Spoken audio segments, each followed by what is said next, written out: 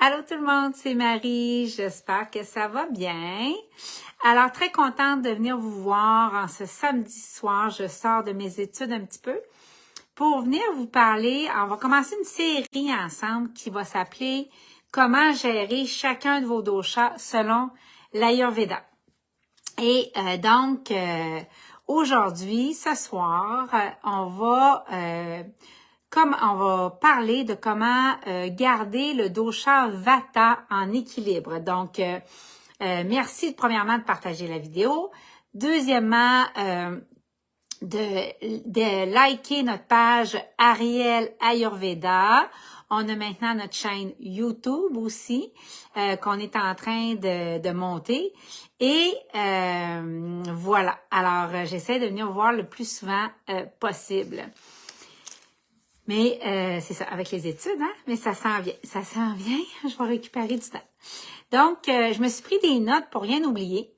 Et on va regarder dans les prochaines semaines, on va regarder comment gérer le dosha Vata, Pitta, également Kapha. Mais on va aussi regarder quand on a deux doshas qui lead aussi, tu sais, comme les dispositions Vata, Pitta, etc. Donc, ce soir, on regarde le dosha Vata. Si vous ne savez pas quel dosha vous êtes, après la vidéo, je vais mettre le lien vers notre test sur notre site web, comment découvrir votre dosha, en fait. Et je vais expliquer dans quelques minutes. Et vous allez pouvoir aller le faire au rendez-vous tout de suite sur arielayurveda.com et vous allez le trouver tout au bas de la page d'accueil et vous allez pouvoir aller le faire. Donc, la vidéo d'aujourd'hui s'adresse à tous ceux parmi vous qui, soit que vous avez Vata, on dit en Ayurveda, comme Prakruti. Ça veut dire, merci de me faire des pouces juste pour me dire si le son est bon, je serais super reconnaissante. Donc, Prakruti, ça veut dire que vous avez Vata comme dosha de constitution. Votre constitution, c'est Vata. Donc, ça, ce que ça veut dire, c'est que quand vous allez faire notre test, par exemple, vous allez arriver à un pourcentage plus haut de Vata.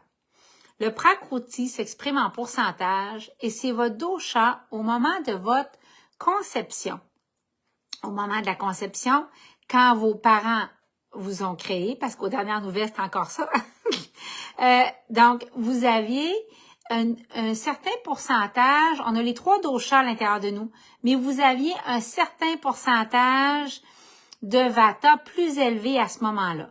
Fait que ça, c'est une tendance, c'est votre étoile du Nord, c'est une tendance, une disposition qui va vous suivre toute votre vie et vers lequel on essaye de ramener constamment en Ayurveda pour vous garder en équilibre. Deuxièmement, ça se peut aussi que ceux et celles qui m'écoutent ce soir, ce que vous ayez des symptômes Vata. À ce moment-là, dans Ayurveda, on va parler de Vikruti. Ça veut dire que c'est vos déséquilibres actuels. Donc, dans la vie, on commence avec un dosha d'origine, donc Prakruti, mais on va rencontrer des déséquilibres avec la saison, avec le climat, avec le style de vie, avec l'alimentation, les facteurs de stress, etc., qui vont nous faire sortir de notre équilibre.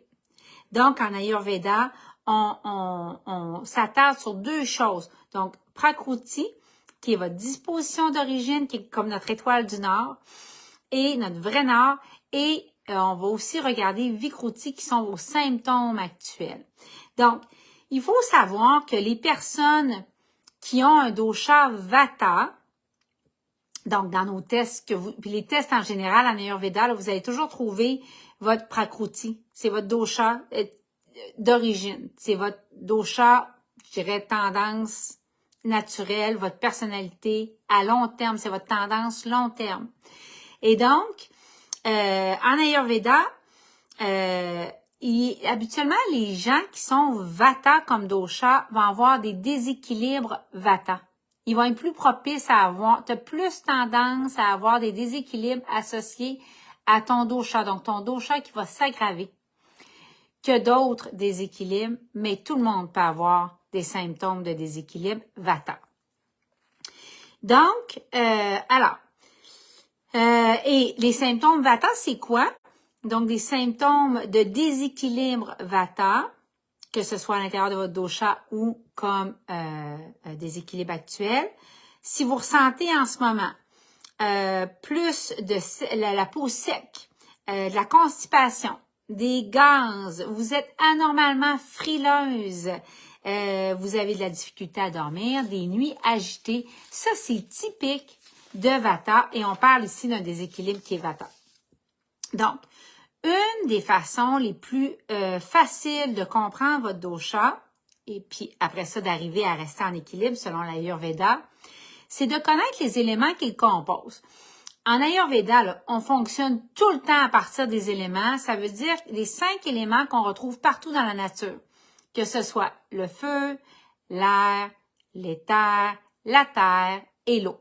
Tout s'explique comme ça en Ayurveda, parce que on fait partie de la nature. Et le but, c'est de retourner à notre vraie nature.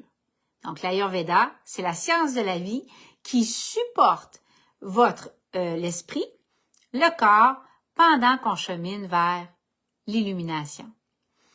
Donc, et qu'on retourne à la source. Alors, quand on parle d'Ayurveda, forcément, il y a la spiritualité. C'est forcément. Donc, on va aller plus loin dans d'autres entrevues ensemble là-dedans. Alors, donc, Vata, c'est quoi en termes d'éléments? Vata, c'est l'air et c'est l'éther. Donc, l'air, c'est la mobilité et l'éther, c'est le vide. Maintenant, quelqu'un me dirait, ben, tu sais, je suis pas juste, tu sais, si je suis Vata, je suis pas juste du mouvement puis du vide. Non, effectivement. Mais dans votre dosha, il y a plus de ça. Il y a plus de ces deux éléments-là qui vous composent qu'un pitta ou un kapha, par exemple. Donc, alors, et comment on peut le voir ça? Ben, c'est des qualités qu'on va identifier chez vous. Par exemple, souvent, les Vata, c'est quelqu'un qui tient pas en place, qui est pas stable. Bonjour Louisette, ça me fait super plaisir. Merci tout le monde, merci de partager. Donc, alors, donc, on va dire que Vata, par exemple, c'est quelqu'un qui va parler plus vite. Tu sais, qui parle beaucoup, là, vous en connaissez, des gens comme ça, qui parlent beaucoup, qui a un esprit qui change souvent d'idées. C'est des gens aussi qui vont avoir de la difficulté à compléter leur projet. Donc, ça, c'est typique de Vata. Et donc, c'est des gens, quand ils sont réveillés la nuit, ils vont se rendormir, mais c'est des gens qui vont se réveiller par anxiété la nuit. Contrairement à Pitta, quand il est réveillé la nuit, Pitta, c'est pour résoudre des problèmes. C'est pas la même chose. Donc, merci beaucoup de partager, c'est super gentil. Alors, je continue. Donc, et qu'est-ce qui arrive? Donc, Vata, entre autres, un autre des symptômes, il va y avoir trop de mobilité. Et quand tu tiens pas en place le jour, quand tu es constamment en train de bouger, quand tu es constamment en train de faire plein de projets, quand tu n'en finis pas un, quand tu es souvent instable dans l'esprit, mais comment penses-tu que tu vas pouvoir dormir la nuit? C'est typique de Vata, ça, hein, des nuits agitées. Donc, alors, puis Vata, en plus, une autre façon de les reconnaître, c'est quand ils essaient de rester immobiles. Tu sens tellement que l'énergie se bâtit en eux, là. Tu sens que c'est comme un slingshot que tu forces.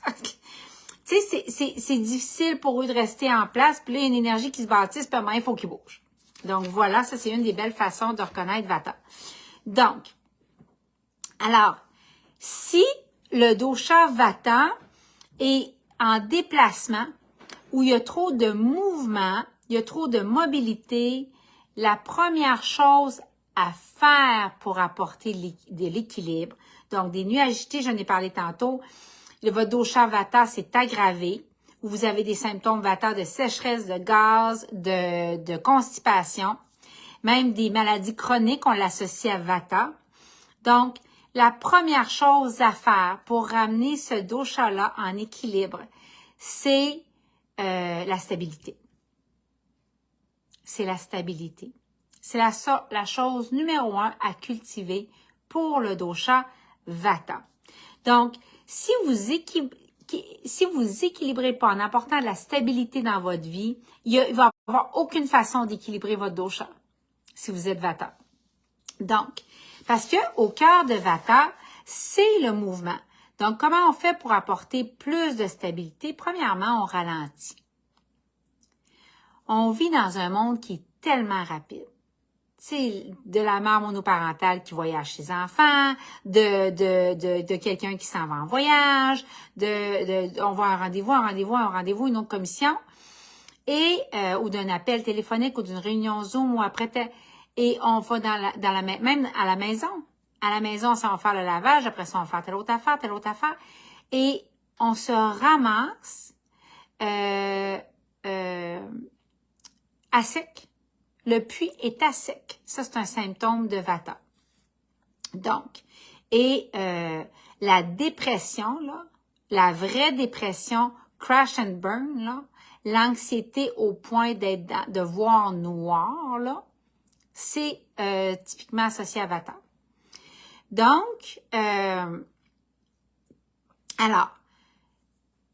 ce qu'on va faire, parce que pourquoi c'est la première chose à apporter pour équilibrer le dosha Vata, c'est que le mouvement est au cœur du dosha Vata. Constamment être en mouvement, c'est le cœur même de Vata, donc c'est la première chose qu'on doit attaquer.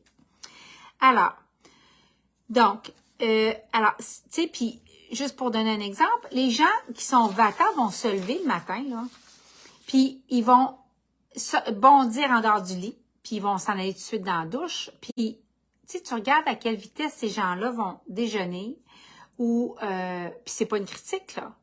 Moi, je connais, et ça m'arrive, et ça m'est arrivé dernièrement, à l'été, d'avoir des symptômes Vata,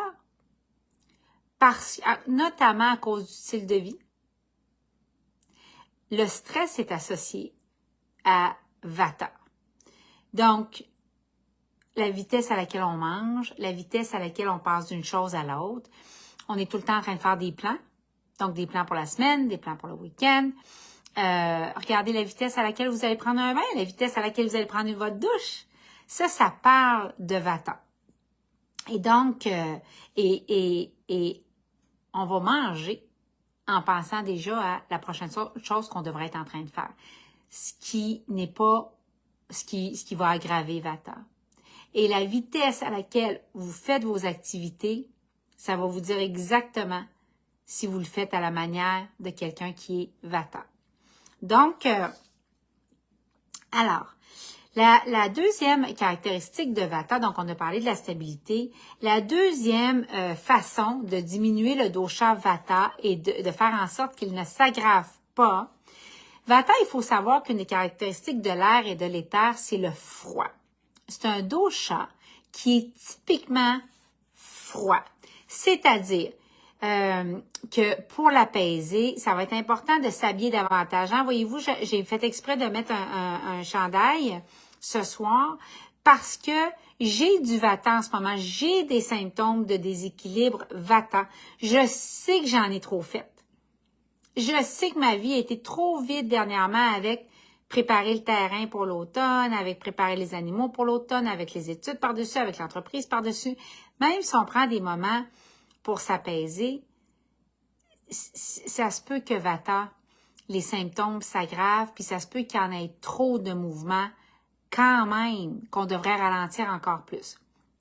Donc, une des façons d'apaiser, bonjour, merci beaucoup de partager, puis je suis contente de voir que vous appréciez ça. Donc, la deuxième façon d'apaiser Vata, hormis la stabilité, puis d'amener de ralentir, c'est de s'habiller plus chaudement, de se garder une petite laine tout le temps, plus de couverture quand on dort la nuit.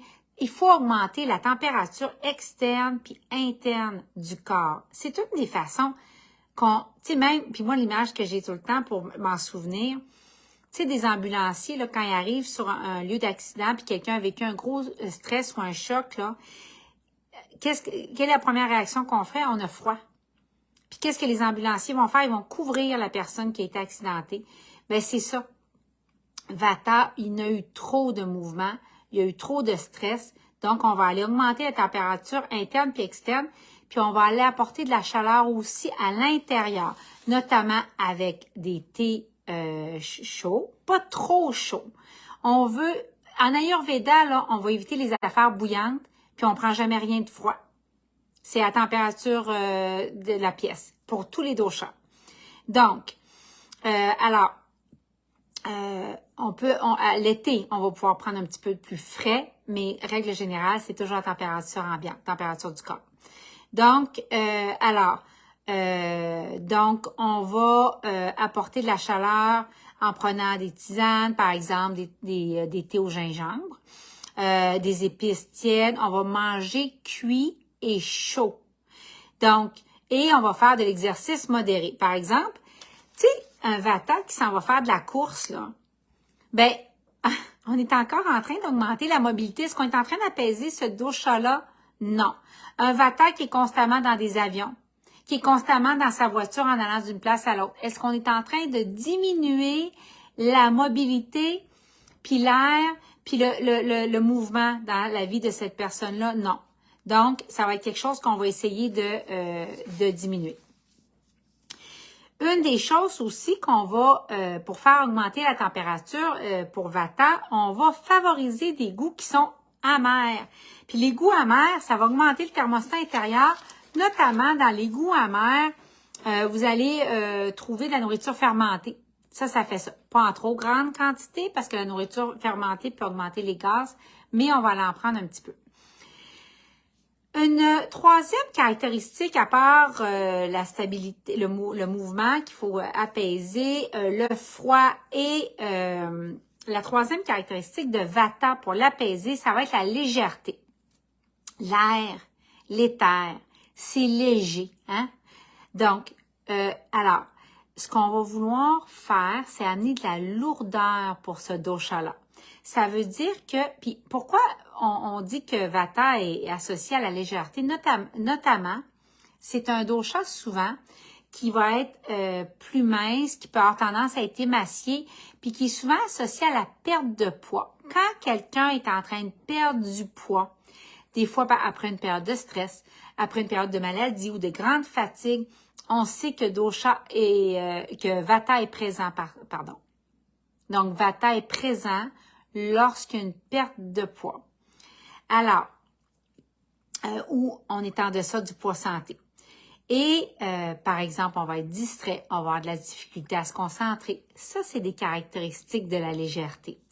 Donc, à ce moment-là, on va vouloir faire prendre la nourriture qui a de la substance. On va vouloir amener de la lourdeur au dosha Vata à ce moment-là. C'est une autre façon de l'apaiser en amenant de la lourdeur, en cultivant de la lourdeur. Vous allez me dire, ouais, mais comment on fait ça? C'est particulier, cultiver de la lourdeur. Et donc, on va notamment prendre la nourriture que nous, on appelle ici, en Amérique du Nord, du comfort food. Hein? Des légumes racines, du lait tiède avec des épices, tout ce qui a des tendances plus lourdes. Donc, et augmenter ces qualités-là à l'intérieur de vous. Par exemple, une chose qu'on va éviter pour calmer le dosha Vata, c'est trop de salade, trop de smoothies, trop de fruits. C'est très, très bon. Mais en Ayurveda, on dit que tout est bon pour tout le monde, mais il y a des choses qui sont bonnes pour chaque personne. Donc, c'est vraiment important de calibrer, hein, que l'aliment soit ton médicament. Ça va être important de manger en lien avec notre état doshique ou notre constitution d'origine. Donc, alors voilà, fait qu'on va éliminer ce qui est froid et ce qui est léger. Donc, les feuillus, froids, puis ou crus, c'est léger. Donc, on va aller prendre la nourriture avec de la substance. Hein? À l'époque, quand on mangeait le pâté chinois ou quand on mangeait un pain de viande à l'époque, vous allez voir pourquoi je parle de ça. Alors, particulièrement, en Ayurveda, on va prôner le régime végétarien et même vers le vegan. Pourquoi? Parce que les écritures védiques disent que ça garde l'esprit clair, la conscience claire et le cœur ouvert. Quand vous regardez des yogis, souvent l'alimentation est végétarienne, pratiquement végane, parce que, et puis ça c'est en méditation, c'est connu, il y a moins d'énergie passée à digérer. Donc, t'es plus d'énergie, t'es moins lourd. C'est exactement ce que je disais, t'es moins lourd. Donc, c'est plus facile de connecter à l'éther, notamment dans les méditations puis le travail spirituel. Mais ici, quand on regarde un dosha qui a déjà un problème de légèreté, pour un vata qui est très malade, vous savez ce qu'on va faire en Ayurveda? On va utiliser la viande pour un dosha vata qui est malade. On va utiliser la viande en petite quantité, comme s'il s'agissait d'un médicament. Donc, à ce moment-là, même dans l'hindouisme, même en Inde, quelqu'un qui suit un régime, un régime, il y a un mot que je cherche, j'ai un blanc, mais alors, donc, un régime sattvique, OK, qui amène la paix, qui amène les vibrations calmes. Donc, c'est vraiment une alimentation qui va amener une grande paix d'esprit et qui va être très apaisante pour le corps. On va faire une exception dans des situations comme ça et on va donner un peu de viande, mais la viande va être cuisinée dans une forme de ragoût avec des épices très particulières, puis donnée vraiment comme un médicament pour amener beaucoup plus de lourdeur et pour préserver la vie dans cet individu-là et à le nourrir à un niveau encore plus substantiel et profond. Donc, une autre caractéristique de Vata sur lequel on va vouloir travailler pour l'apaiser, c'est sa sécheresse. Donc, Vata, quand il est en déséquilibre, là, la bouche est sec, la langue est sec. Vous voyez, la mienne, là, elle n'est pas craquée. Elle est presque pas craquée parce que j'ai la présence de prendre soin de ça. Tu sais, la ménopause, puis j'en ai déjà parlé dans d'autres vidéos, vous irez voir. Mais tu sais, nous, on assume qu'il faut s'assécher, c'est faux. Et l'Ayurveda ne recommande pas ça, n'accepte pas ça, ne tolère pas ça, ne prend pas ça pour acquis et n'admet pas ça. Donc, je vais prendre notamment du ghee qu'on vend sur notre site. Je vais prendre des bonnes huiles. Hein? Je vais me masser avec l'huile de corps. Je vais faire des abhyanga avec l'huile de corps Vata quand il y a énormément de sécheresse et avec nos gants de soie hein, pour une exfoliation à froid. Donc, à sec, pardon, pas à froid, à sec. Donc, je continue. Donc, la sécheresse chez Vata, quand il est en déséquilibre, elle va être présente. Donc, la langue, là, elle va être craquée. Vous allez avoir des fois une fente là, qui va aller en plein milieu de la langue. Voyez-vous, la mienne, je l'ai presque plus. Parce que mon hydratation intérieure et me protéger de m'assécher, je suis très vigilante là-dessus. Parce que je suis en ménopause et parce qu'on est dans une saison, hein, le vent froid d'hiver qui assèche tout, j'en suis consciente et je fais attention, puis je vais travailler ça pour me garder en équilibre. Donc, alors, la bouche va devenir sec, le nez va devenir sec, les yeux vont s'assécher, les yeux qui piquent, hein, les yeux qui piquent puis qui larmoient, les intestins, tout va être sec. Et donc, les cheveux, tout va être sec quand Vata va en déséquilibre. La peau, hein, la peau même va faire des petites peluches blanches, là. Alors, à certains endroits. Alors, et même le caractère va être sec. Les Vata en déséquilibre, là, ils peuvent devenir négatifs. Et à ce moment-là, on va dire qu'il faut que Vata redevienne juteux. C'est-à-dire qu'on va vouloir que Vata devienne plus heureux. Et comment on en arrive à être si sec quand on a le dosha Vata, notamment parce que vous n'avez pas consommé assez de bonnes huiles.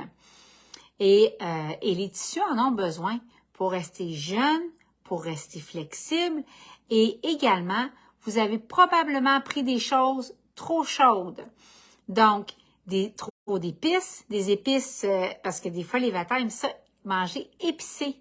Bien, si on en mange trop, ça va enlever votre hydratation, puis ça enlève l'aspect huileux, ça va enlever ça de votre personnalité et de votre corps. Donc, alors, les épices, trop d'épices, manger épicé, trop de soleil, rester trop longtemps, exemple, dans un bain chaud, dans un bain tourbillon, dans un spa, ben, ça va enlever l'eau et l'huile. Donc, une des bonnes huiles pour Vata, entre autres, c'est l'huile de sésame. C'est excellent pour vous, soit pour vous masser, soit pour consommer, soit pour mettre dans votre nourriture. Et notamment, quand on voit le dosha Vata en déséquilibre, une des choses qu'on va pouvoir observer, c'est qu'on dit en Ayurveda qu'il devient pointu comme une aiguille. Ça veut dire qu'il va être irrité, puis qu'il va être irritable quand il est en déséquilibre. Et donc, vous allez voir, là, c'est toujours là irrité. Je sais pas comment le dire mieux que ça, là, mais il est vraiment, et il est très, c'est piquant. Tandis que Pitta, lui, il va avoir de la colère. C'est pas, il va être colérique, mais il va être vraiment intransigeant, le Vata. Il va être intransigeant, le Vata, quand il va être en déséquilibre.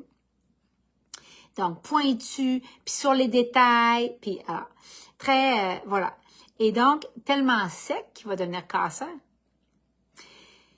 Et donc, à ce moment-là, on doit cultiver, pour l'apaiser, une autre façon, on va cultiver, en Ayurveda, on parle de texture et de goût beige. Par exemple, la crème, des fromages à pâte molle, du lait. Ça peut paraître drôle de vouloir blaser l'esprit puis d'apporter du neutre et du beige et du sans goût ou pas beaucoup de goût. Mais quand votre esprit est surexcité, ce qui est typique d'un Vata, ou alors qui est variable, hein, ben vous allez aimer ça, apporter du neutre à votre dosha. De la même façon que si vous mangez trop épicé, ben ça va vous rendre plus irritable. Donc, ça va être important on peut manger un peu épicé, mais modéré. Une autre caractéristique qu'on va observer chez le dosha Vata, quand il est en déséquilibre, c'est qu'il va être rough, qu'il va être, il va manquer de douceur. À ce moment-là, on va vouloir apporter plus de douceur, des yogourts à la température ambiante, des massages doux. Tu sais, quelqu'un qui est Vata, là, puis qui est en déséquilibre, un massage sportif, là, ça ne sera pas la chose à faire. Donc, on dit aussi comme autre caractéristique du dosha Vata, on va parler de sa subtilité. Donc, pourquoi? Parce que le dosha Vata, quand il est en déséquilibre, au niveau de l'esprit, il est comme partout puis nulle part. Il va être, je n'ai parlé tantôt en perte de poids, il va être plus sensible, il va être expansif, il va comme trop tout percevoir. Tout va le toucher. Tout va le toucher. Trop de sensibilité. Donc, on ne voudra pas cultiver ça. À ce moment-là, ce qu'on va, tu sais, comme le yoga, le pranayama, les exercices de respiration, encore plus d'air, plus d'éther, on va, toutes les séances en énergie, on va diminuer ça, puis on ne voudra pas cultiver ça quand on va être en déséquilibre. Donc, parce que ça va augmenter l'aspect subtil de ce dosha-là. Donc, on va faire très attention. Et faut comprendre que Vata, une des façons dont on le voit, c'est un peu comme un œuf. Il y a une coquille très dure. Tu sais, j'ai parlé tantôt qu'il peut être pointu, il peut être dur, il peut être sec, mais c'est très fragile. C'est fragile de déséquilibrer un dosha Vata. Donc, alors à ce moment-là, on va aller vers, tu sais, la nourriture qui est sec, là, les chips, les nachos, les craquelins. Alors, c'est quelque chose qu'on va tasser quand on est en déséquilibre Vata. Et à la place, on va amener tout ce qui est en douceur, comme je l'expliquais tantôt. Donc, des sauces, puis tout ce qui est, tu sais, des sauces onctueuses, là, des vinaigrettes onctueuses, puis on va amener de la rondeur, puis de la douceur. Donc, voilà. Alors, ça, c'est pour... et comment on va reconnaître que le Vata est redevenu en équilibre? Alors, il va avoir ralenti dans sa vie puis dans ses journées. Et par le fait même, vous allez, si vous êtes un dosha Vata, ralentir votre processus de vieillissement en faisant ça. Et une des façons qu'on voit que le dosha Vata est revenu en équilibre, c'est que vous allez vous rendre compte qu'au lieu d'être enthousiaste, puis toujours en train de parler, puis surexpressif, puis très fébrile, très fébrile, puis partout, puis nulle part, c'est pas soutenable. L'excitation comme ça, là, quand Vata est en déséquilibre, là, c'est cette fébrilité-là qui est typique d'un Vata en déséquilibre, ça, c'est un signe quand ça va trop loin. Donc, ça, c'est pas soutenable. Et la façon que je vais voir, moi, qu'un Vata est en équilibre et qu'il est revenu, à l'état d'équilibre, c'est qu'il va être dans de la joie, mais ça sera pas à côté, cette joie-là. Ça sera pas surexpansif. Donc, et c'est votre but. Votre but, comme dosha Vata, c'est de revenir dans la joie, dans de la stabilité, dans de la douceur, dans en ressentant de la chaleur, en étant hydraté et en expérimentant de la lourdeur, d'être moins dans l'éther, d'être moins dans le mouvement constamment. Et votre but, comme Vata, c'est de revenir dans la joie. Et quand vous êtes en équilibre, vous vivez dans la lumière et à ce moment-là, vous êtes dans toute la gloire du dosha Vata qui est créatif, qui est tellement lumineux, joyeux, qui est tellement enthousiaste et qui amène une énergie de mouvement, mais qui ne sera pas en train d'être dans un mouvement qui va irriter, puis à sec, et qui peut amener à un moment donné même de la dépression pure et dure. Donc, je vous souhaite d'être en équilibre et je vous souhaite d'apprendre, les Vatas qui m'écoutaient, la beauté de la stabilité. Alors, je vous souhaite la joie et la stabilité. J'espère que ce live-là vous aura aidé à comprendre davantage votre dosha, à être capable de mieux le gérer. Et je ne pourrais pas terminer en vous disant qu'on a toute une gamme pour le dosha Vata. Donc, si vous avez jamais ces doshas spécifiques, les masques, les sérums, les huiles pour le corps qui sont faites avec des huiles végétales de première qualité, mais des huiles essentielles adaptées à votre dosha et qui vont contribuer à équilibrer, à nourrir et à éloigner la sécheresse qui accompagne trop souvent le dosha Vata et qui n'est pas nécessaire. Alors voilà, j'espère que ça vous aura aidé à comprendre votre dosha. Au plaisir de se reparler très bientôt pour les autres doshas. Merci beaucoup, merci de partager. Bonne soirée tout le monde.